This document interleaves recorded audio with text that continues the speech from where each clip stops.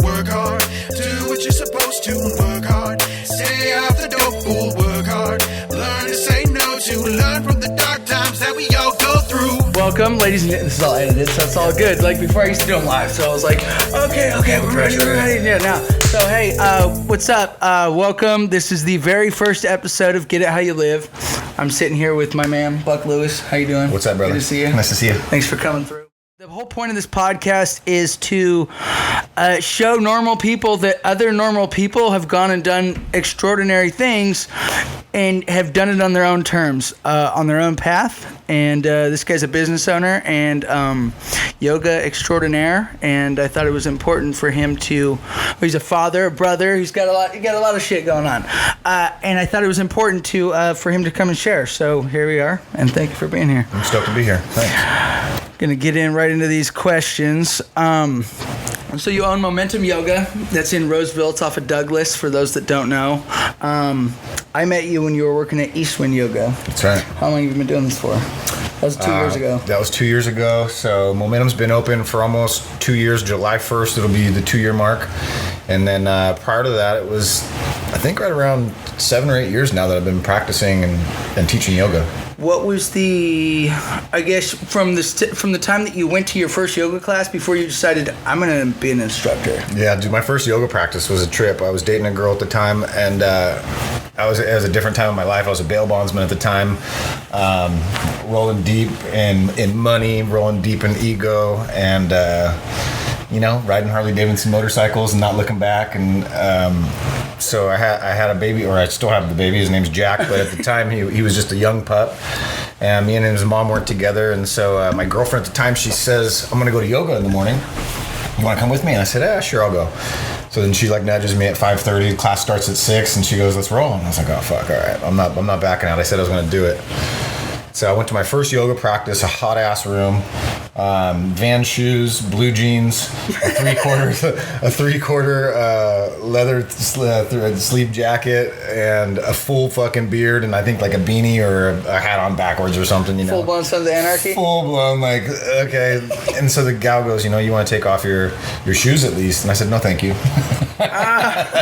So I practiced that first practice, and after about an hour and a half, I laid there and I felt amazing. I felt like there was like a significant shift, and so I was hooked from that moment. But I still had some other shit to address, So I didn't last, but 4 or 5 weeks after that, I wound up in solitary confinement. Okay. Picked up a charge. Picked up a charge. What the police called a high-speed chase. I called I wasn't stopping until I got to my destination.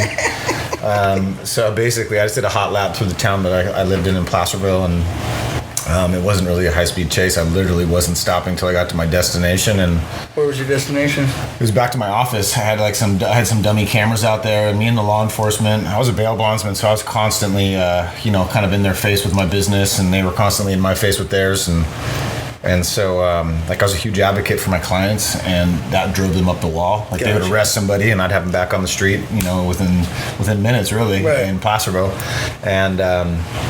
And so I was at a stoplight. I was going to go to the casino. I was in my 1971 Buick Riviera, and I was going to go to the casino. I was going to smoke a joint and just kind of check out for a little bit there. And I was on my cell phone, and so the off-duty officer who I had, previous altercations with, said, "Get off your phone," and I basically gave him the hang loose sign and said, "Fuck you."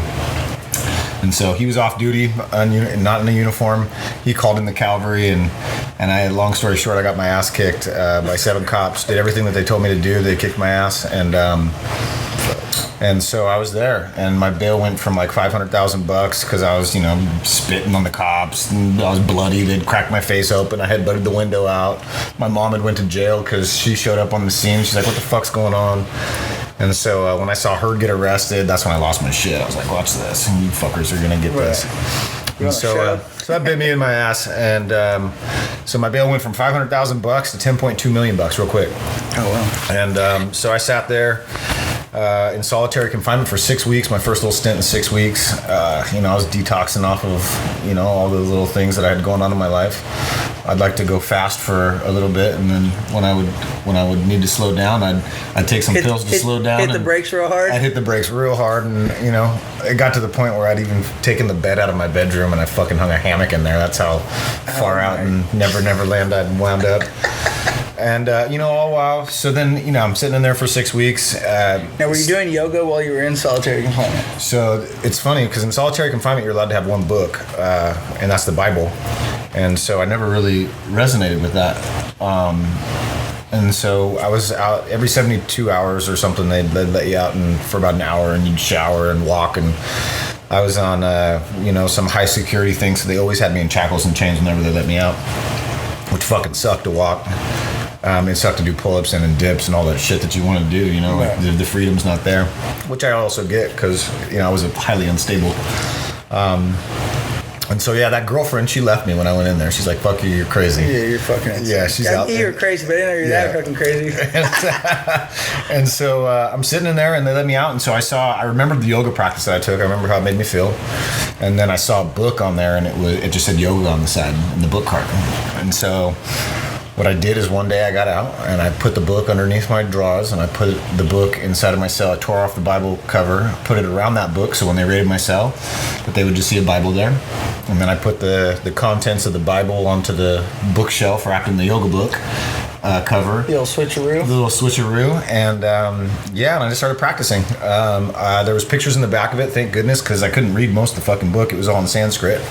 And so while I was doing that, I remember some of the guards like peeking in, or staff, whatever they call them at the jail now, the CO, correctional officer, whatever they are. They kept peeking their head and they're like, what the fuck are you doing in there? I'm like, yoga, man. And he's like, all right, whatever.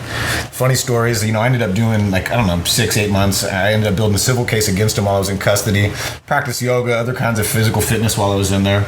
I beefed up and then because I thought I was going to prison. I thought for sure with my charges, the history, and other things that were coming up, I thought that it was just going to slowly start trickling and getting bigger because I was up to no good.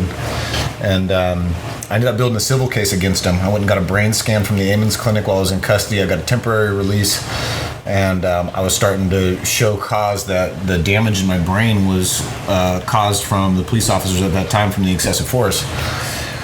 And so while I was building that case, they came to me and they're like, shit, we got we had a handful of witnesses across the street who witnessed it, and some of them were actually sheriff's officers in the same county. They were like, that's fucking brutal. What are you doing? Yeah, they're like, that was bullshit. You shouldn't have done that.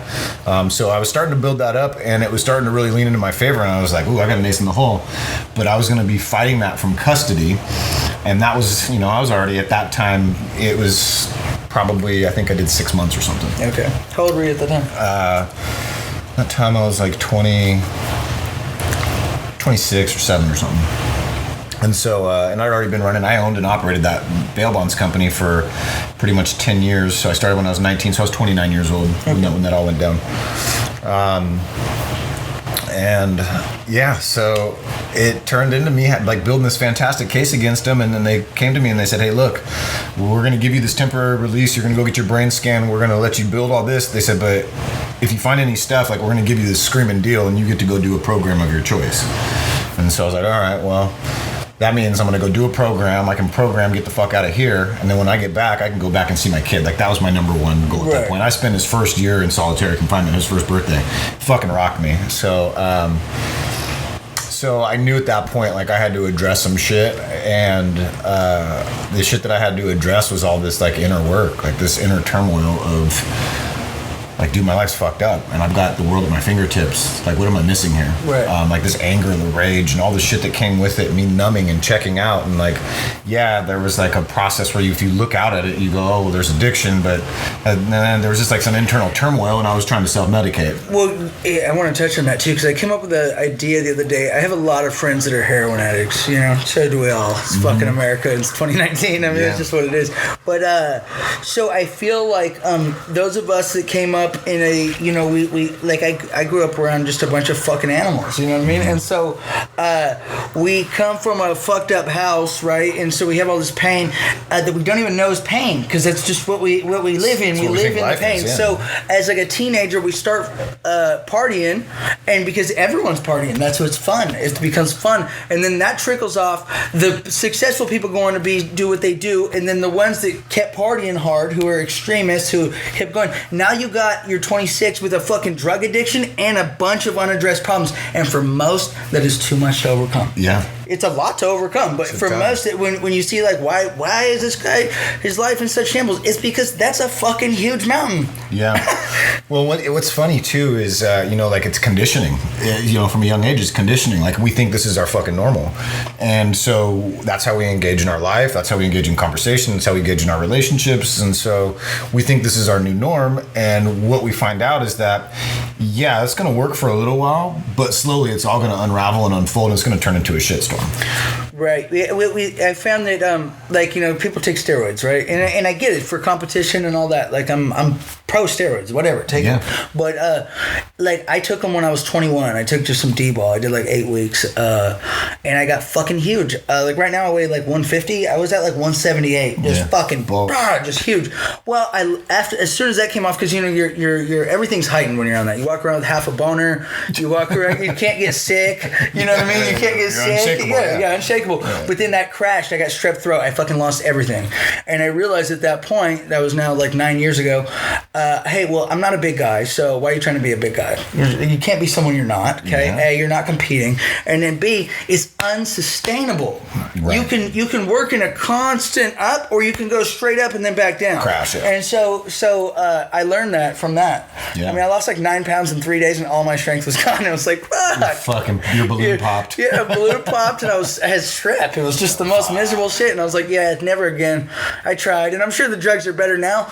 And maybe when I'm like 50 and need the testosterone replacement or some shit, I'll go for it. Yeah. Because the drugs are going to be great by then. But not some D-ball I'm taking in my fucking military dorm room.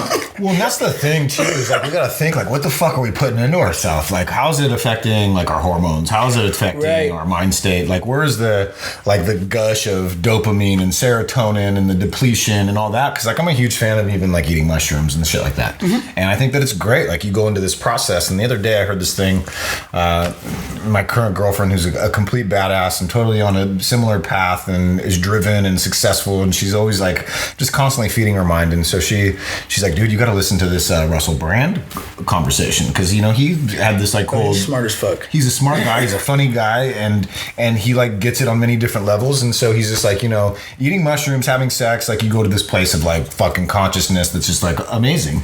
And he goes, you know, and you get there by doing something. And he goes, but, like, through meditation and through other processes of, like, this internal work, like, without those other forces that you add to your system, he goes, you know, you can get to that same place. He goes, but the thing that you have to remind yourself is you have to work for it. There's no working for it when you're eating a bag of mushrooms. Like, like, I went to Tahoe. You teleport. You're like, all right, 5 grams, here we go. Oh, you know, fuck. Goodbye. You know, and that's something that I heard from what is that, Aubrey Marcus, the heroic dose, and, you know, the whole preparation that he did. And I was just like, well, that's what I want to do. I want to try that. Like, I've fucking dabbled in them, you know, and most of the time I just like you know, laugh and fart, you know, for a little bit, and I think the farts are funny. It makes me laugh harder, and so here's this vicious cycle. But this time I wanted to go talk to the aliens. I wanted to go, and so I did, and we did it in Tahoe, and I think I ate like 4.8 grams.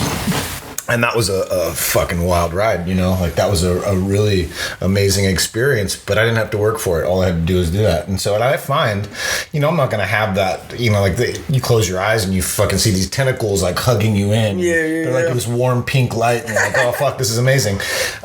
You know, and I get there with meditation, but I don't get there each time, you know. And so, like, I'm a fucking immediate gratification guy. Like, I want to do it now. Like, this is how I want it, and that's how I've run my whole fucking life. And now that's starting to really fucking pump my brakes, because, like, I don't get that immediate gratification. I've got to do the work. Well, I agree. Everything, because I've done a lot of cocaine, which is the instant gratification. It's like, I feel this way now. Now I feel that way. Immediately. Same way with math. Same thing. Exactly. And so, you know, I find that everything that I have, that I enjoy, that I like, that I do, all of it takes so much time and work. Uh-huh. And then everything that I don't give a fuck about, it's that instant shit. You know what I mean? Yeah. So I'm trying to train myself to not need that. Mm-hmm. And just like, hey, like, you know, some shit might get fucked up. Like, I don't know. I made the mistake of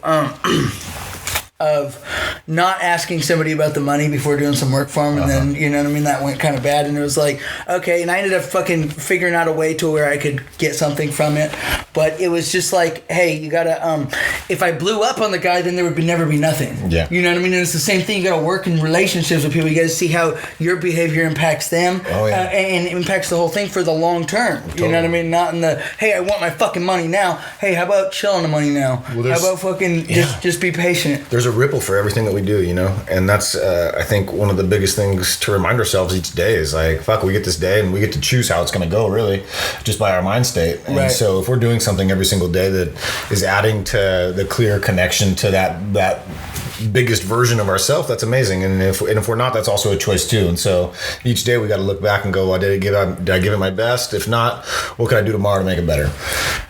You know, so I'll go back to that little jail stint, and you know, I got out of that. Basically, I signed a deal. I said, I'm not going to go after you guys civilly. I'm going to work on my mind. I'm going to work on my body. I'm going to work on my spirit. I don't got the fight in me to fuck with you guys. No, because I wanted to see my kid. Like, at the end of the day, that's what it all boiled down to for me, is I was missing him. Like, there was a piece of me missing. And so I ended up going to a program in Nunley, Tennessee called The Ranch, and I had to pay for that. That was like $61,000 for 90 days. It was a big deal. There's high ropes, low ropes, equine therapy, yoga. There was canoeing and labyrinth walks, medicine wheels, sweat lodges. And what it used to be was a shaman-based facility where they had a shaman in each house, and the guys and girls were separated, and they had all these different houses on this like 1,600-acre ranch out in the middle of fucking nowhere. Mm-hmm. And I had an 8-year, 5-month suspended sentence. So basically, if I fart sideways, I go do my term. 8 years, 6 months, or 5 months, whatever it was. She had no choice. I did have a fucking choice, but that was the choice. Yeah. Hey, well, if you wanted to see your kid's second birthday, you had no choice. Totally. So at 18 months old, that little kid walked up to me in Sacramento at a supervised visit, and you know, they're like, "Hey, here's your dad," and he's like, "Huh, all right." Well, I mean, he didn't know who I was from the down the moon. I mean, he didn't remember those times that we had together, and thank God, because I wasn't in a spot to be a great role model. And you know, there's still there's always growth. You know, like that's what we always find out about ourselves. Yeah. There's always something to work on. Like, we're never done. There's this constant process and evolution and consciousness and things that we do, and so that's been my driving force. Is one, I want to be around those kids, and now I have 2 kids. I have Jack's 9 and Lainey's she just turned 4. He's like the adult in the family. We make the joke, you know, like he's the kid that comes home from his mom's house and like walks through the house and he's like, well, the dishes aren't done, and clothes need to be folded, and like, oh, there's all this shit, and like, Dad, will you clean up her half of the room? And you know, so he's constantly got this little thing going, and then Lainey gets there and she's like peeling off her clothes and throwing shit around, and she's just naked and free and wild and fun. So I've got like structure and certainty, and I've got wild and free uncertainty, which is a total great combo. And they say that, you know, the kids kind of balance it out, and so I'm experiencing that. I've worked at a handful of, like, a lot of the studios, most of them I would say in the area, and even all the way up to like El Dorado Hills through Folsom and Sacramento and now Roseville is where I've made my home. There's a lot of different styles of yoga. There's a lot of different approaches to it. There's a lot of different people practicing it in different ways, but there's one common thread, you know, and that's it's called relationship. The relationship that you have with yourself, the relationship that you have in this conversation, the relationship that you have with your fucking walking shoes, your dog, your child. So all yoga, you know, they translate it to union. Other people translate it to yoking or harnessing, and that's really about the mind, like harnessing the mind, because a mind unled will fucking take you crazy dark places and have this like wheel of repetition of like how big of a piece of shit you've been, or what you're not doing and what's not going your way or what's not right. And through the harnessing of the mind, we begin to kind of direct it to the places that are doing well, because what we focus on, we feed. We all know that. Of course. It metastasizes, it gets bigger. And so we get this decision to like go within the works of the mind and go, well, that's some fucking dark bullshit. And you can choose to ignore it and let it get bigger, or you can like give it the time and energy that it doesn't want so that it fucking goes away. Right. And that's meditation. It's focus and concentration. Well, we all got issues, and a lot of people they would rather run from them than face them, and just as a sign of the times. Oh yeah, just look at how everything's fucked up, and it's brutal. The truth is brutal. Sometimes you make some moves in life that you're not proud of. You know what I mean, and that have caused other problems, and so people run from these things. You know what I mean, instead of facing them. I wanted to ask you. The question was. What would you tell somebody who's never done yoga, like a hook on it? Like, how would you get them to do it? Not just to try it, not to do it, but to try it. This is something that hit me a long time ago, and one of my people who I train with is Tony Robbins, and like that's one of my jams. Like that's just his I'm Not Your Guru is fire. I cried at one part of that fucking documentary. Yeah. Laughing and crying in the first 5 minutes. The chick from Brazil told her story, and I was just, yeah. You know what I mean? Well, and his thing is this: is like if you want your life to change, you have to change. If you want things to get better, you have to get better. Nobody else is going to do it for you. And and then also that's a segue into like if you want to take the island, you got to burn the fucking boats, and the boats are your excuses. So if you get dropped off on the island, and you don't got a fucking boat, you're going to take the island. Like you're going to make it work, or you're going to find a way. Because when people are given the choice to either die or succeed, people tend to succeed. The weak will they'll kill themselves off. Right. And so if you want to take the island, you got to burn your boats. And so that was my thing. Is it's like, where are my excuses at? Like, where is this fucking me up? Because I can sit until I'm blue in the face on the couch and fucking pray for shit to come my way. But if I don't put one foot in front of the other, it's not going to fucking happen. Right. And so I've got to get real with myself. And so people are always like, oh, I'm not flexible. Well, that's a bullshit excuse. I couldn't even come touch my toes when I came to you. So yeah. And that's why you show up to yoga, is to get more flexible, and then there's also this idea that, you probably don't love where you're at right now, but if you stay there, you're going to stay there. That's what's fucked. Like, and that's the reality. Is like, if you don't do the work, nothing's going to change. And so I always try to ask people, like, what is it that you want to change in your life? What is the one thing that if you felt like you had got closer to that, you'd feel more alive, you'd feel more fulfilled? And so this idea of progress equals happiness, that even if you're not where you want to be, but you're taking these little steps forward to get closer to it, boom, there's something that clicks there for you. You got it. Like you're going like, now I'm inspired. Like, oh fuck, now I can almost touch my toes. Right. Like that's cool. And now your weightlifting is going to get better, and you're going to snap better, and you're going to have more functional like relationships, and you're going to have more clarity in your mind. You're going to have more calmness in your heart. You're not going to be so quick to fire off and chew the fucking idiots out in front of grocery outlet because they're picketing something that means fucking nothing to anybody in the world except for them. Right. And these are all things that I do and that I still do. Like if I'm not fucking taking care of myself, I'm looking for a fucking target to take my shit out on, because there's something within myself that there's like turmoil and conflict. So flight or freeze, it's like there's a couple things, and I've been a fighter my whole life. That's just the way I've rolled. And so now I'm learning that that's fucked me up. I've been in the violent relationships. I've been in the abused, the abuser. I've been all these victim, villain, victors. I've been all of these things. And it always feels better to come out the other side going, I did my best, I fucked up, but I'm willing to address my mistakes and I'm willing to move forward. And so that's the question I ask people, is like, what do you want to change? And if people don't know, which a lot of people don't know, they just know that they don't like where they're at. Right. They can't like identify, well, X, Y, Z. So I always get them to go like, well, where's your wheel of life? We've all heard of a wheel of life. It's a coaching technique, and you've got these different elements on this wheel, and you go, okay, here's my career, my finances, my relationships, my sense of adventure, my family time, and And so you look at this and you take an honest inventory and you go, well, my career is doing really good, but my intimate relationship sucks. So then you go, well, you don't quit your fucking job and give them all your attention and energy. Of course not. You go and it's just like the wheel on a bicycle. There's all these different spokes and you don't just wrench down one spoke to get it tuned up. You go through every single spoke and you just slowly fine tune them, and then this wheel's rolling really good. And so that's really what the yoga practice is every time you show up, here's your honest inventory. Like you close your eyes, you come into child's pose and you're checking in. Like, and a lot of people don't close their eyes and they don't check in because they're not fucking used to it. Right. So my job, my role is hopefully just to create a space where people feel comfortable going into the uncertainty. They feel comfortable going into the discomfort.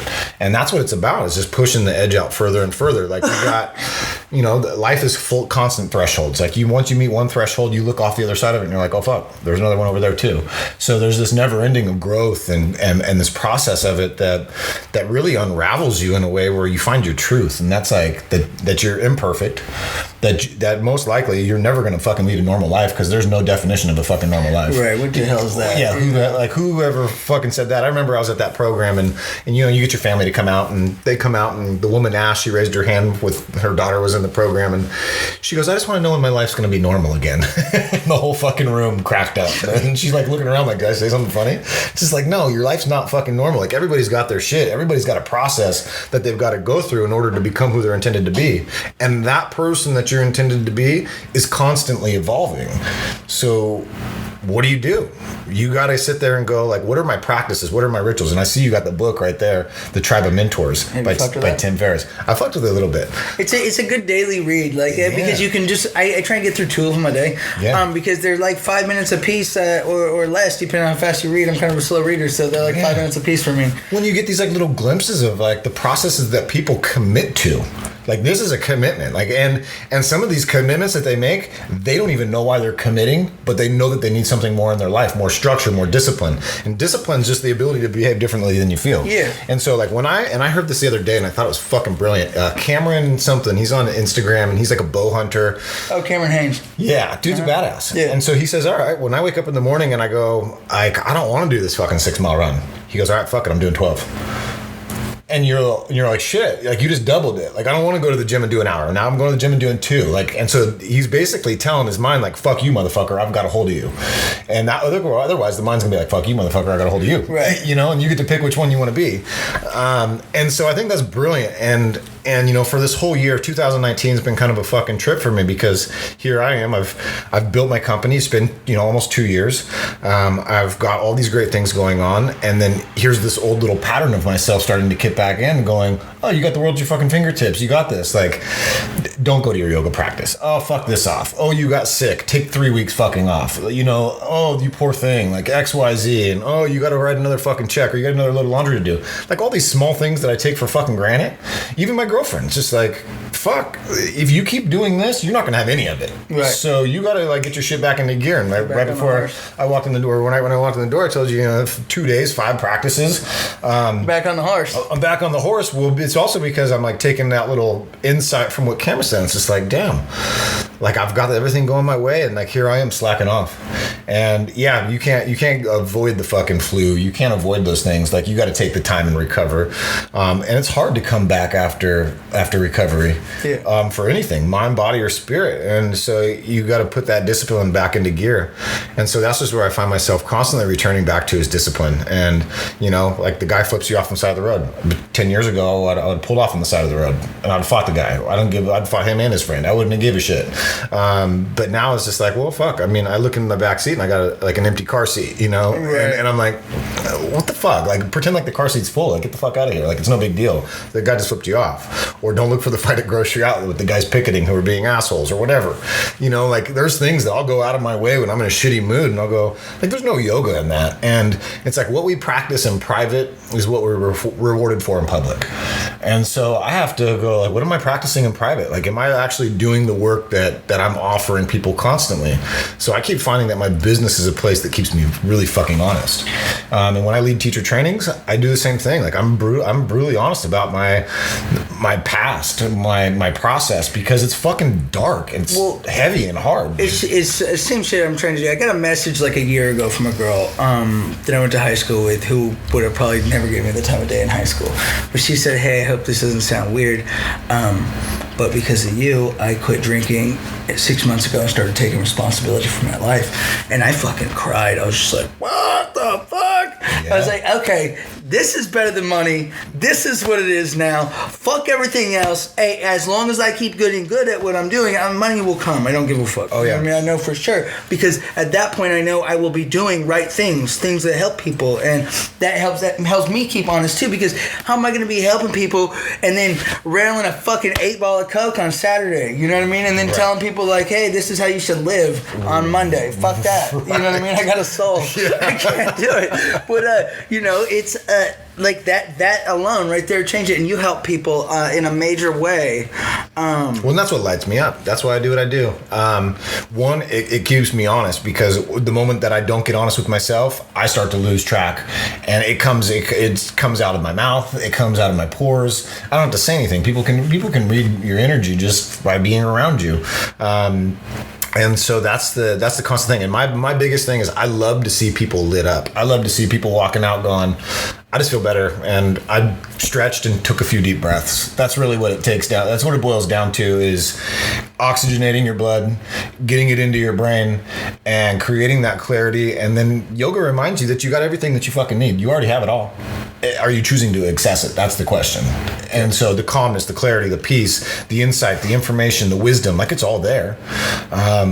I think one of our biggest feats in this life now is that we have so much fucking information in front of us that we're frozen. We're going, well, fuck, I want to get on a good track of eating well, but then you look on Instagram and they're like, do it this way, don't do it this way, but don't do it that way because that person doesn't know what the fuck they're talking about. And so then you got all this. So you got a bunch of good info, and then you got a shit ton of misinfo, and then you got a bunch of vultures that try and sell a bunch of shit, and you don't know which is right. So you're like, what do I do? And so I keep coming back to this place where find something that's going to challenge you physically, emotionally, spiritually each day. And for me, it's just been getting on a fucking yoga mat, doing the same poses over and over again, day after day, and not being stuck in this place where it's like mundane or mediocrity. It's like this, it's not boring because every day is so different, and you trust that you're getting on that mat to strengthen something, and it's an intention. It's meeting you on your life's path right where you're at each day, and every day that intention changes. Like today, I'm focusing on just like tapping into that drive, finding that vitality, that stamina, that force that I have in me that I lost over fucking January and February because of my back injury and getting sick, and then just fucking sloughing off and being a fucking couch potato. What kind of back injury do you have? So I got a L4, L5 is bulged with a tear, and so the tear is out the posterior side, so the back side, and that's pushing into my nerves. So anytime that tear from the disc pushes into my nerves, I basically get like I use this analogy, and not a lot of people get it, but it's like being tasered, like a little buzz, a little electrical current that goes through there, which sometimes I can't get. I'll go to stand up and I can't stand up. And I know that when I'm 5-10 pounds heavier, like right now, I'm probably 5 pounds heavier of fat anyways. And if I were to lose that, like that would take off some of the inflammation. That would take some of the stress off. But then L5S1 is basically bone on bone. So like my disc is gone. And so I'll even hear the bones kind of clunk around down there. Well, so I have had 2 people, one guy brought to your class, 2 people with back injury. I'm like, hey, you should come to yoga. Doctor said I can't. So I don't know shit about that. Okay, so what back injuries would completely prevent somebody from even should even attempt yoga, and which are common ones do you think that people have that it helps them? Dude, so I went and saw a spinal doctor. I was looking at surgery, and so I had the MRI. They showed me all the stuff, and the lady who is the surgeon's assistant in Tahoe, she said, she goes, deep spinal twists, out. Deep forward folds, out. Back bends, out. I'm like, well, where the fuck is my yoga practice? Yeah. It's called seated meditation. Sit the fuck down and be still. And listen there. but I need some kind of physical activity. I can't run because of the compression. And so here's all my fucking excuses again. Like coming back to like, if you want to take the island, you got to burn the fucking boats. And so, everybody's different. Everybody's doctor's different. I know that when I don't do anything, I'm much more worse off than even if I do something and I aggravate it. Like that's the price that I'm willing to take, because my fucking mindset when I'm not physically active is a shit show. Like I've got to have some physical outlet. I've got to have something. And when I don't do that, I'll go back to like January and February where like life's not good right now. I'm not taking care of myself and my mind, and therefore it's showing up in every aspect of my life, and I'm slowly burning this fucker down. And so everybody's different. There's a lady who practices yoga 5-6 times a week. She's got a fucking steel rod right through her fucking spine. And she shows up every single day. She does what she can, I know that some doctors might cringe, and some doctors send people to yoga and they're like, that's not the kind of yoga I meant. Like, you know what I mean? You need like a yin yoga practice, something really soft and subtle that's working on connective tissue and a gentle stretch of the muscles. A power vinyasa class where you're fucking jumping up and down and being crazy in there. Right. Which that's how I like to teach a vinyasa class. And then you go like to the East Coast and you take a vinyasa class and you're like, well, that was fucking slow, and damn, that was completely different. Everybody does it different. Right. So you got to find your niche. You got to find out what works good for you, and you got to listen to your doctor. And then I also, from my own experience, is like you got to be willing to not listen to your doctor, because sometimes they have no fucking idea. They're like, here, take Norco and go to physical therapy.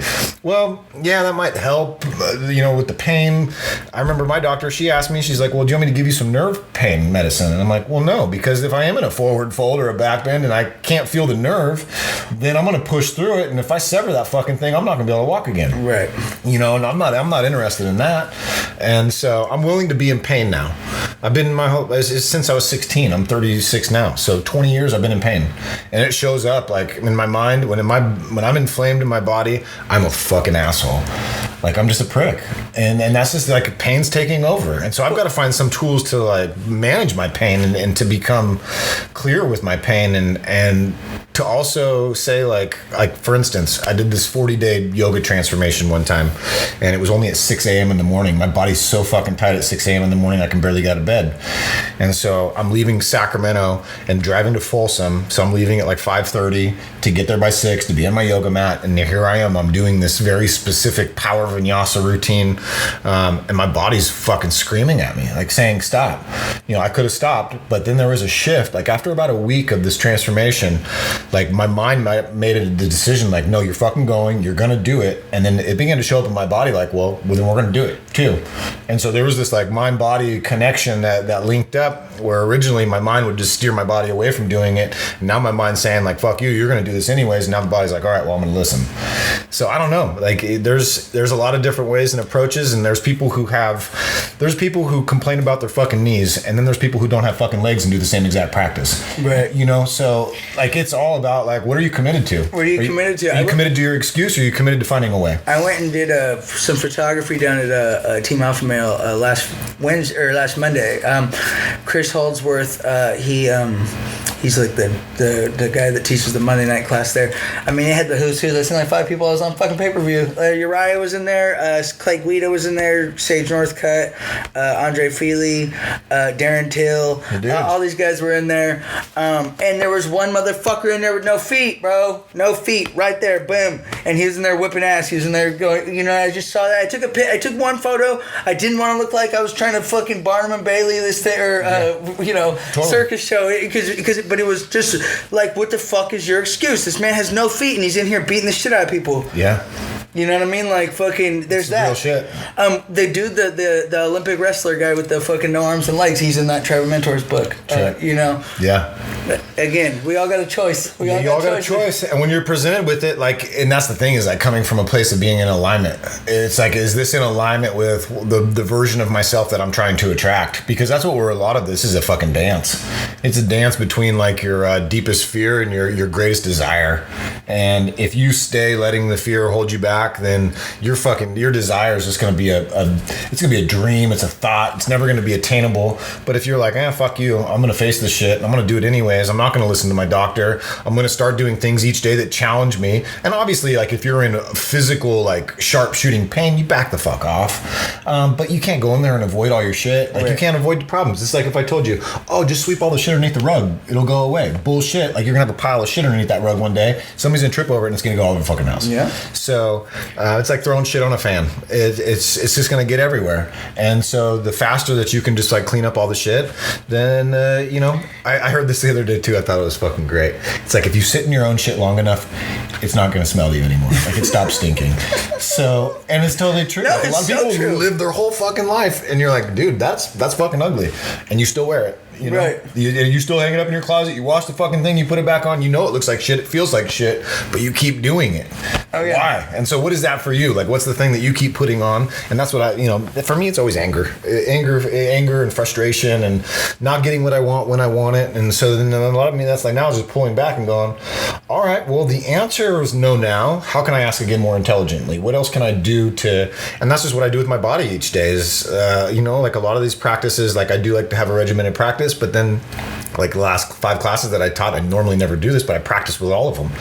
And so, you're just instructing and doing it at the same time. And so now I'm formulating something that's just touching a different piece of my body each time. So the person who's practicing in that class specifically got a great practice. Like they got a complete practice. Me, I'm moving my body in a different way each time, and I'm touching all these little nooks and crannies each time in a different way. Cool.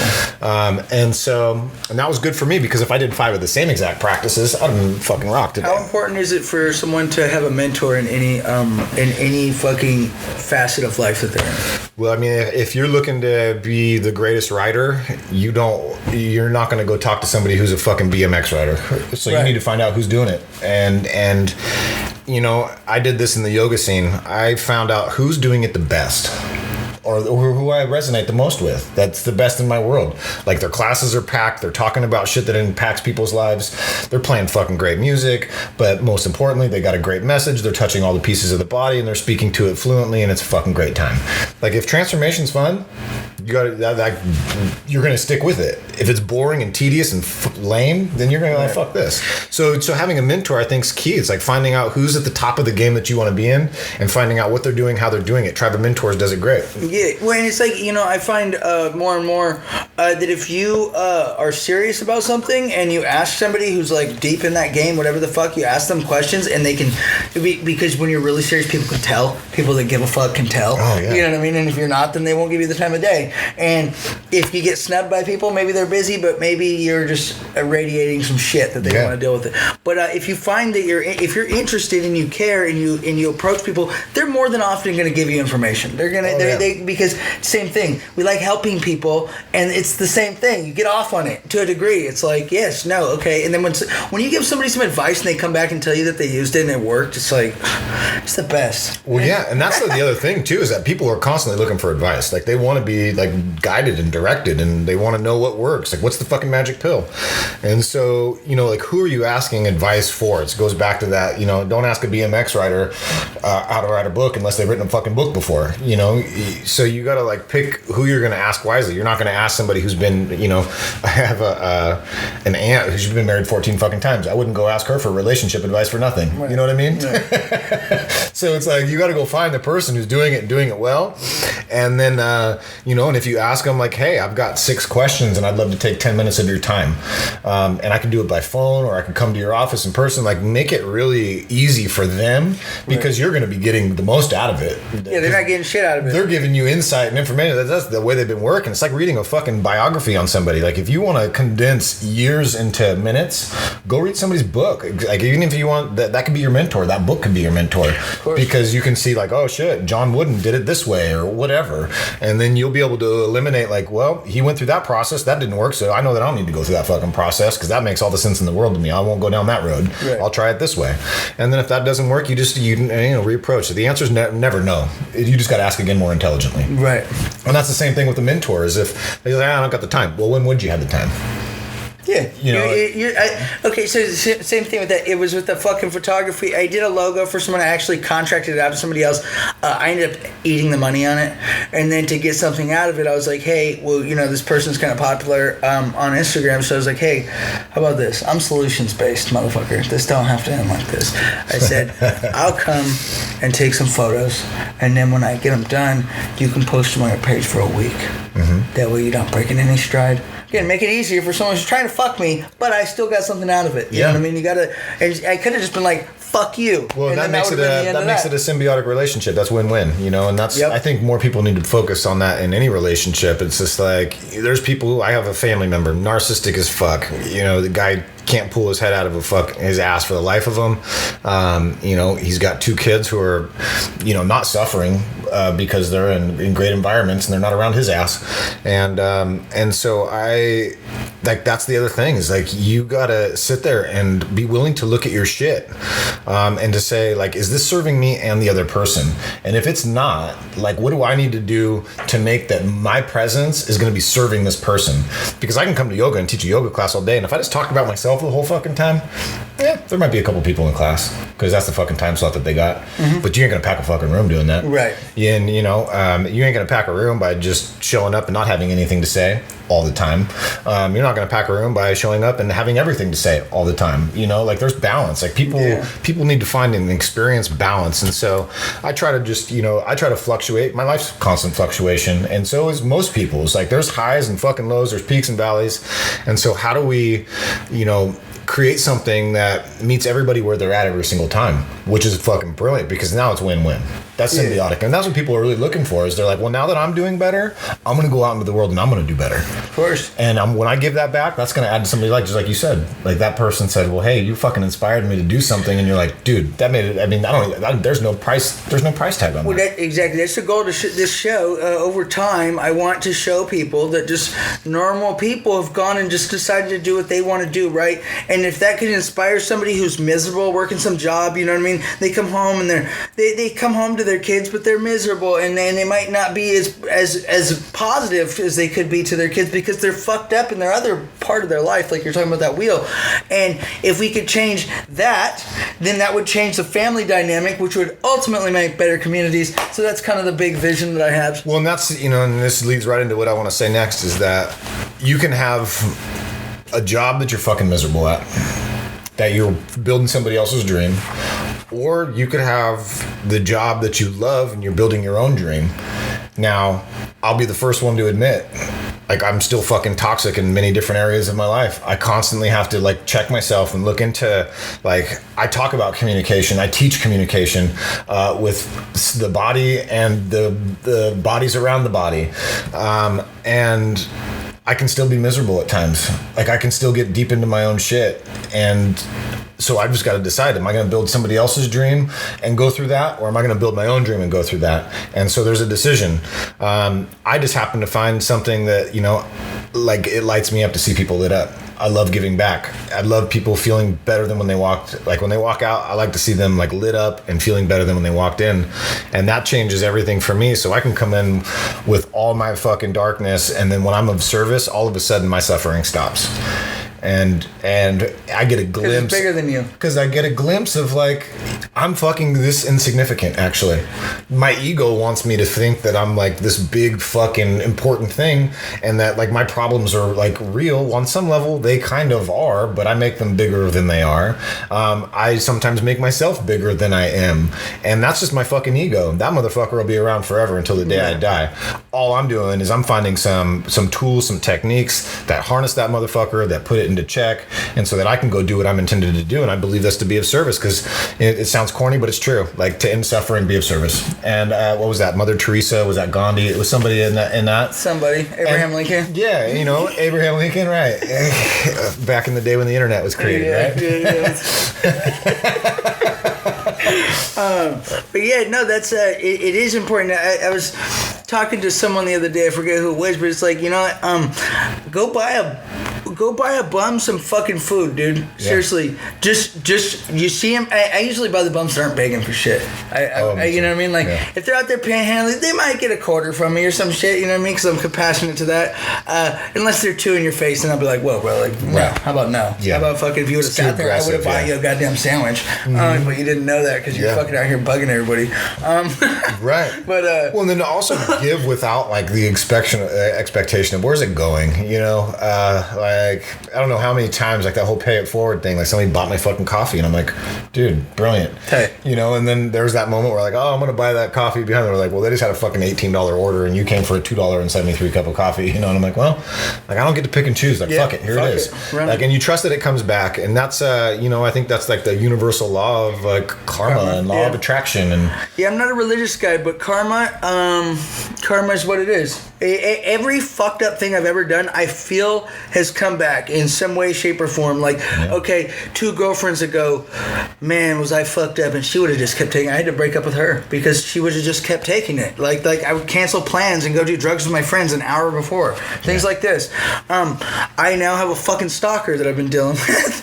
Not her, but just some psycho who I was fucking friends with who has a condition called erotomania. I'm being stalked. We got a restraining order. This took like 8 months. The cops don't give a fuck, you know what I mean? Yeah. This, that, and the other.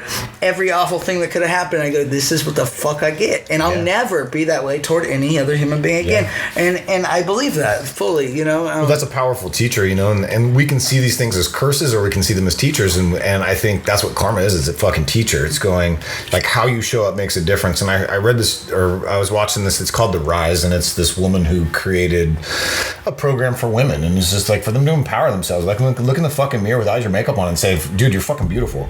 And I think the world needs more of that. Like, we need less vanity and more like rawness. And because like we can cake it all on at the end of the day, if you still feel like a fucking turd, there's no sense in polishing it. Right. Like, you're still a fucking turd, and that's what you feel like. But if you take that shit off and you start owning what the fuck you look like and how you feel and the things that you do on a daily basis, boom, game changer. And that's what the world needs more of, is people going like, I'm doing this because I feel good, and when I feel good, I go do good, and when I go do good, like, the world's better.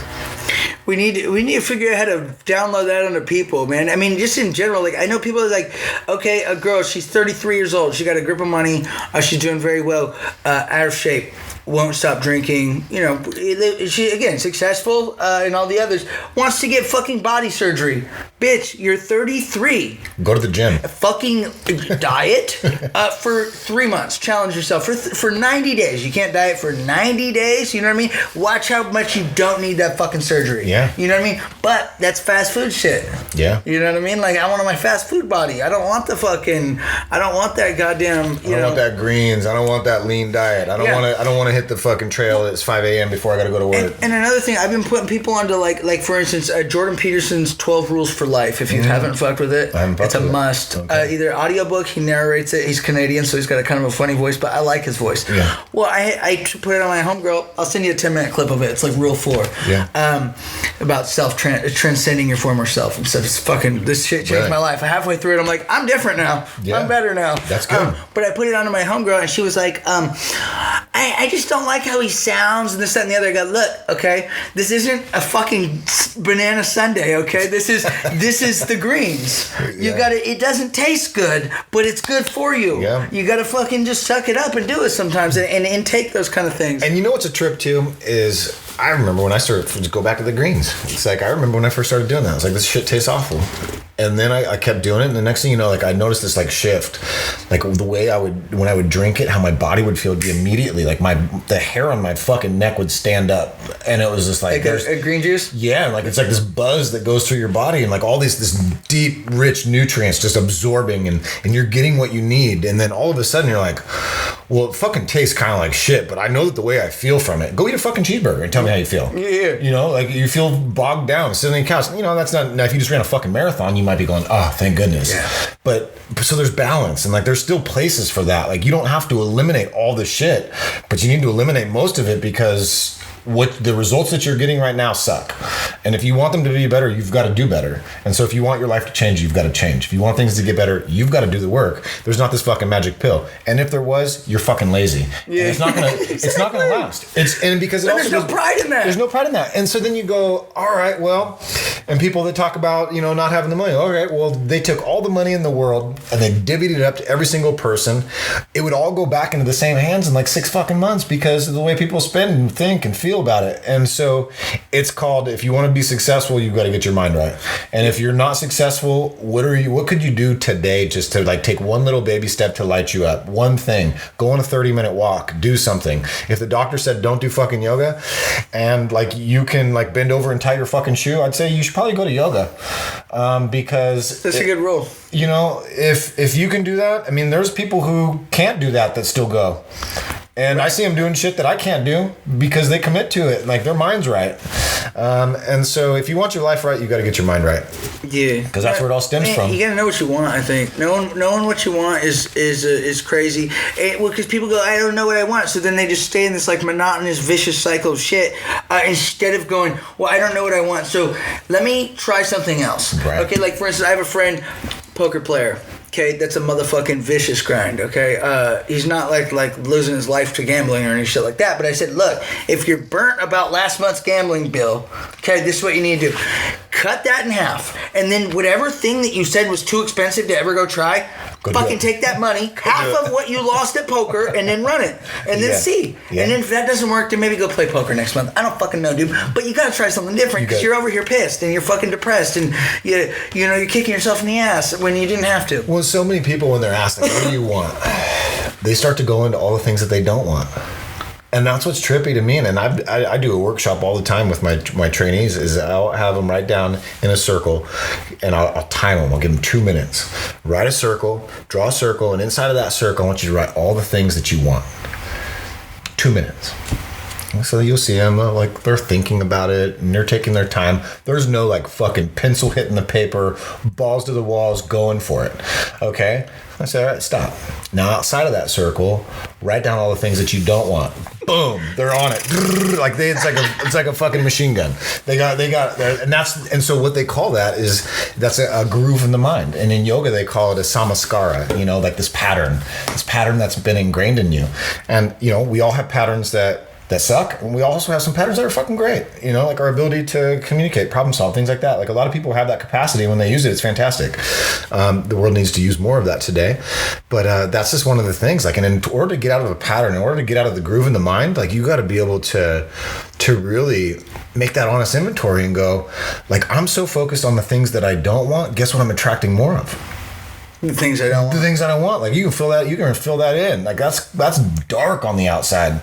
Like, what's on the inside is the light. And like, that's the stuff that you want to focus on and nurture and build up and get into a pattern and a groove. Like, I got this fucking thing. So when the cops fucked me up, they cracked the bottom teeth, so they like kind of spread apart. Well, I had this like plaque buildup that cracked from it.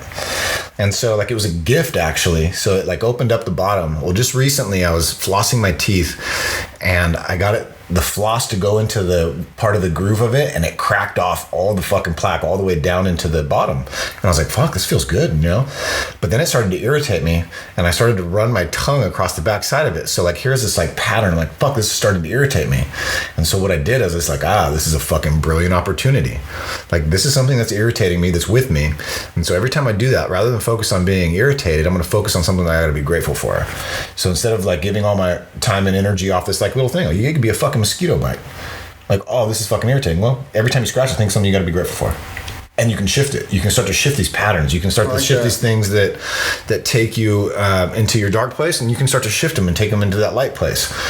Because we are always presented in every moment with choice and how we show up. And how we show up is infectious. And so if you're doing what you absolutely don't love, you're taking that home. You're taking that into bed. You're taking that on your walk. You're taking that into your children's life. Like, you're infiltrating other people with your shit all the time. So you get to choose, like, what do you want to infiltrate them with? Like, I just choose, like, when I walk into the door at the studio, but like, I want to either, if I don't have anything nice to say, I'm not going to say anything at all, or I'm going to speak to what I'm experiencing and trust that there's somebody else in the room who's going through a similar process, and maybe that's what they need to hear. So I'm not making it necessarily about myself, but this global conversation of, like, let's just check in.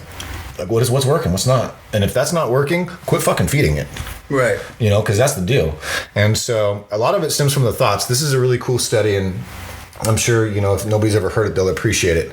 But 80% of the disease in the body is created from the stress in the mind. 80%. And I think there is even a research that shows a higher number, like 85. But let's, yeah, we know that. It gives people cancer. It gives all kinds of shit. And so then we look at the thoughts, and there's like between 60 and 85,000 thoughts per day. And the reoccurring thoughts the following day is like 80%. Like we're on repeat mode in this little vessel in between the ears. And so all of the shit that we were focusing on yesterday, we're bringing 80% of that today's conversation inside of our mind and implementing it into our life. And some of it's fucking outdated material. Like we need to let that shit go. But we're not. It's on repetition. It's a groove. It's something that we're comfortable with. And we're comfortable being in fucking misery. Most people are. Right. Like that's how they fuck with. They were brought up in miserable state. Right. You just learn to fucking thrive in the chaos, you know what I mean? And then to what end? Yeah, to what end? And it's like, I quit my day job a year ago. I quit my day job just over a year ago, 13 months ago.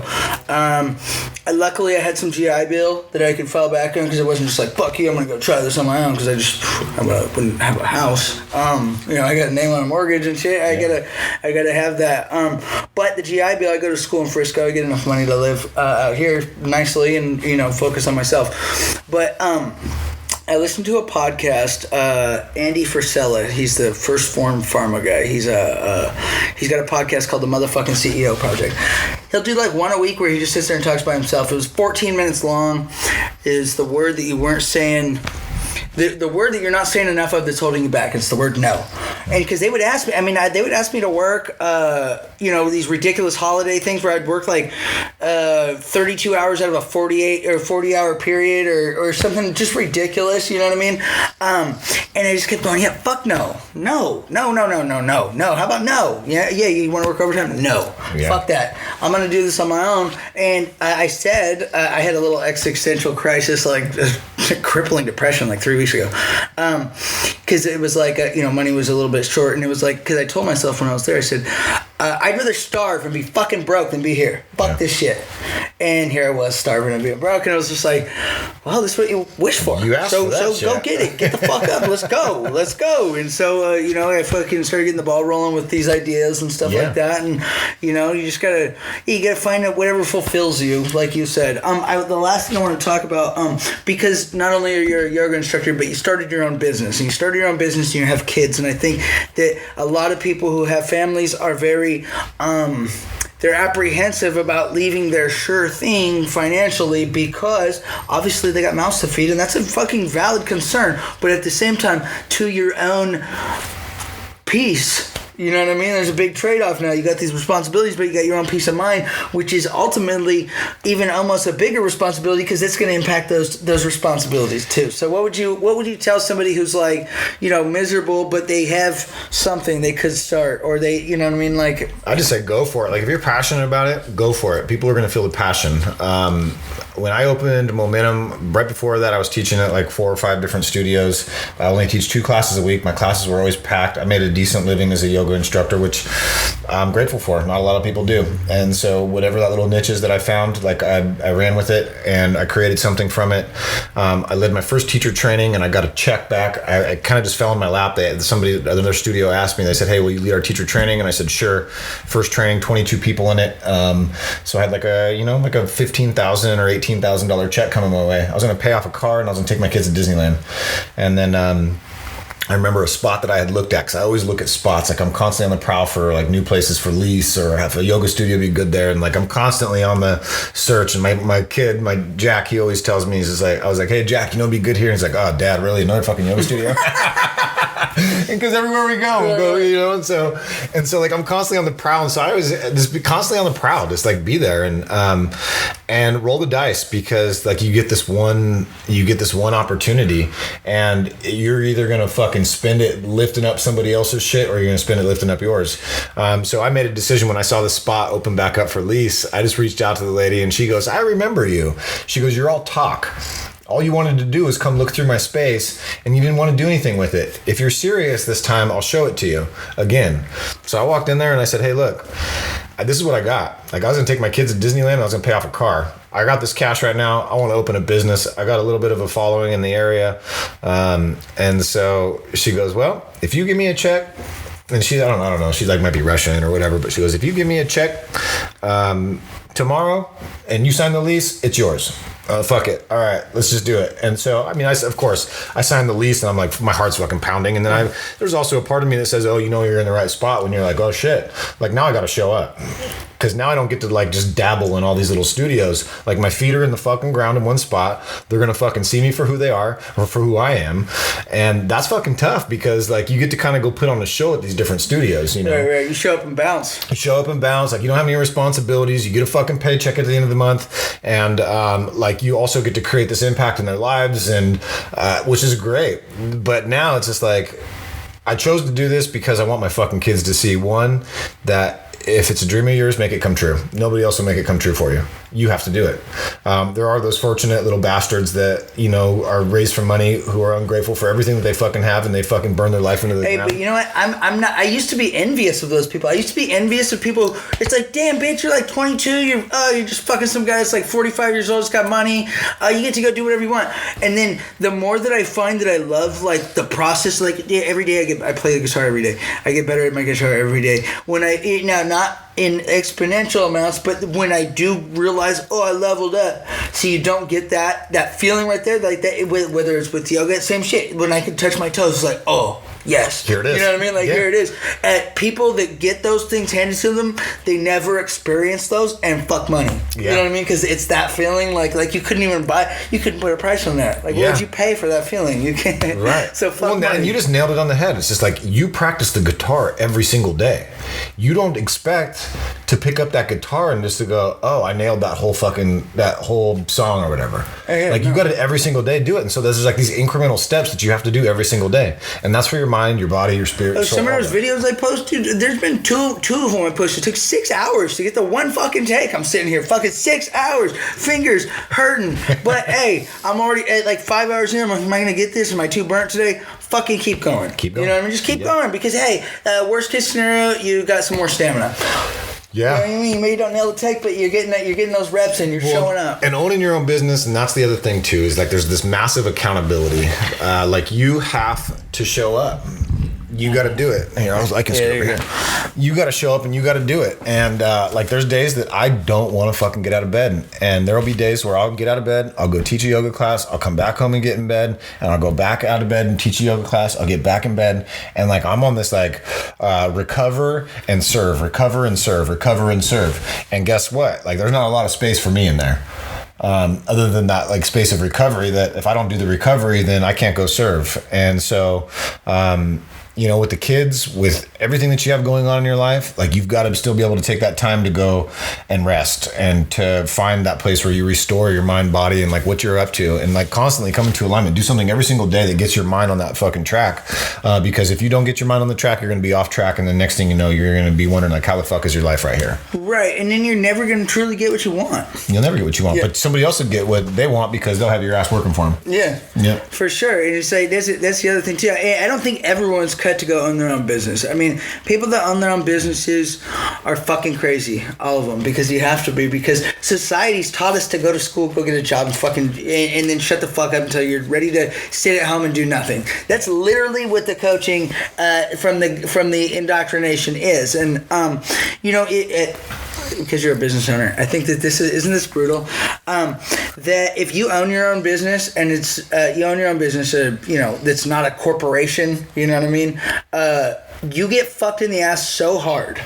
It's like, hey, yeah, you don't have to play by the rules we told you to play by. You don't have to. But here's the penalties, dude, for being on your own. Instead of, hey, maybe we'd have a more advanced society if everybody was encouraged to go do something like that versus, you know, make these, you know, 2,500 people more rich. Right. You know what I mean? Well, and that's the thing is like, if you're not going to do it for yourself, you're going to go do it for somebody else. Yeah. And if that's what lights you up, and that's what like puts food on your table and gives you a vacation once every 6 months, and that's how you live and you love it, like I have mad respect to that. Like that's just not for me. Yeah.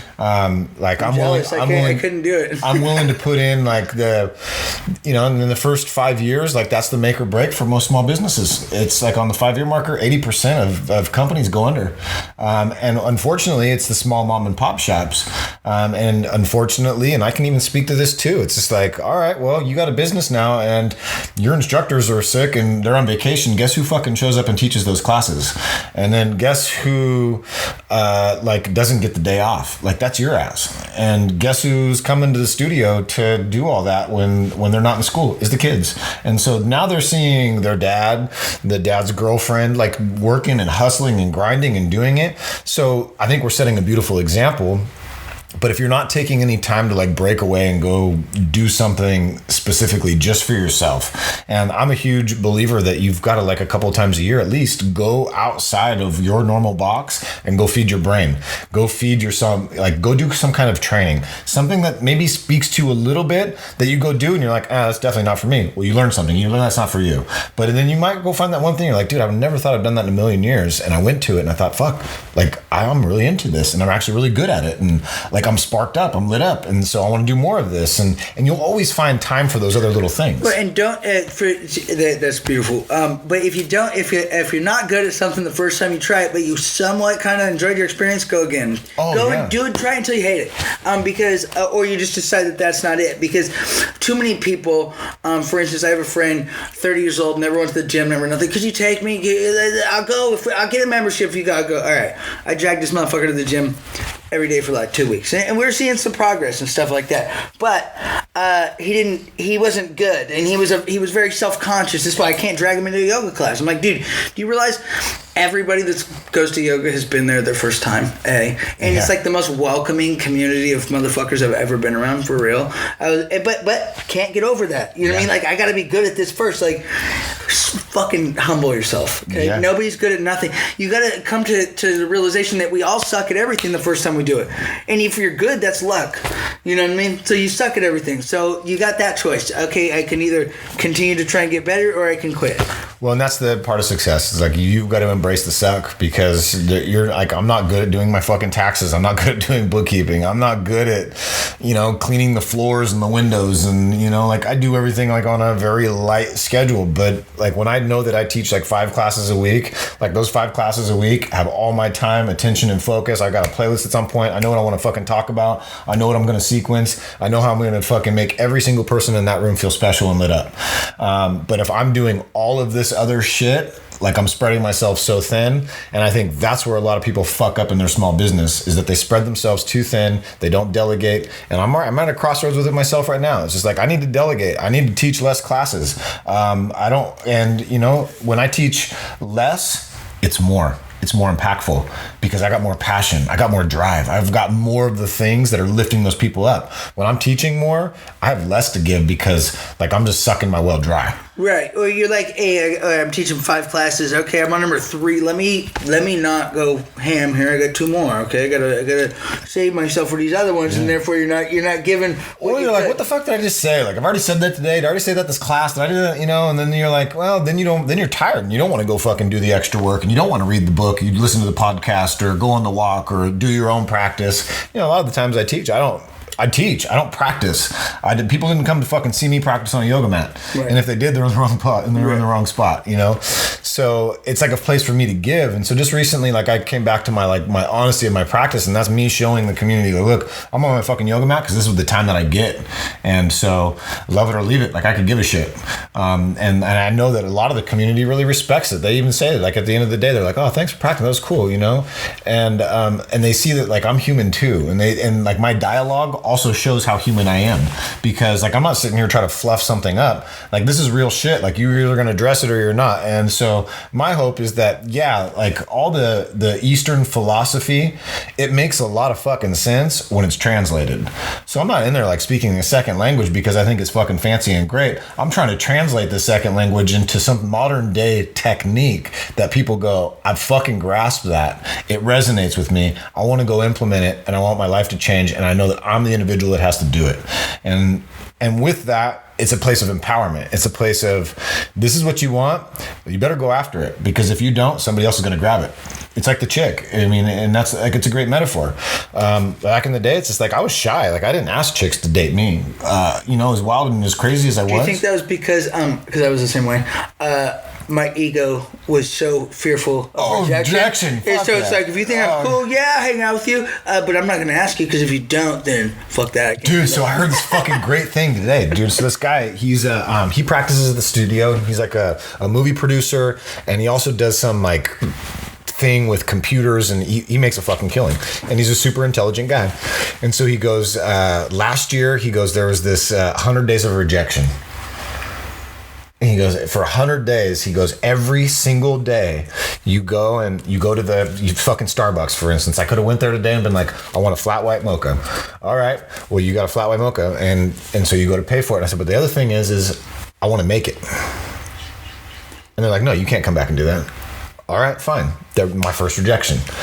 All right. So the next one is just like, all right, so say you're single. I've actually coached a lot of people this way for getting out of that comfort zone and then seeing the rejection. Is like, go to the most busiest bar in downtown Sacramento on a Friday night, a Saturday night, when it's just packed. There's a fucking line out the door. And you walk up to every single person in that line and say, hey, my life coach has asked me to get tags off of underwear.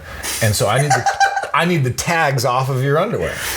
And so some men, women, they're like, fuck yeah, here you go. Someone's like, fuck you, get out of here, creep. Yeah. But you got to ask. And, you start the conversation in a very kind, loving way of saying, right. Like, my life coach is like trying to get me to break my fucking shell. And so now I'm asking people for their underwear, like talk about a vulnerable spot to get a fucking tag from, like now they're having to reach back there, have the friend do it, whatever it is.